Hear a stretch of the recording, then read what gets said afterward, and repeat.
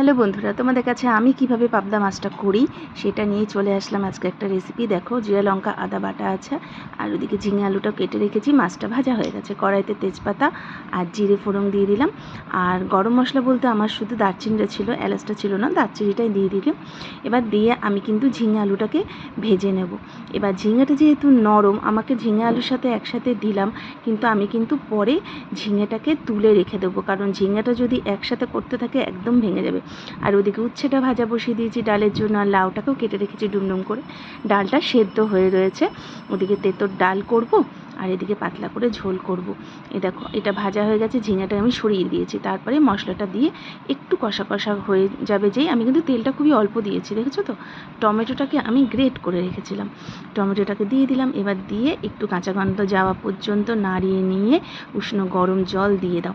এই যে ঝিঙেটা তোলাই আছে আমার, একটু নাড়াচাড়া করে কিন্তু গরম জলটা দিয়ে দিলে, যেমন ঝোল খাবে পরিমাণ বুঝে দেবে, যারা যেমন ঝোল খাও দিয়ে দিলে কিন্তু আমার রেডি হয়ে যাবে এই পাবদা মাছ দিয়ে ঝিঙে আলু দিয়ে পাতলা মাছের ঝোল, যেটা গন্ধরাজ লেবু দিয়ে অসাধারণ লাগে। ডালটাও আমার রেডি হয়ে গেছে।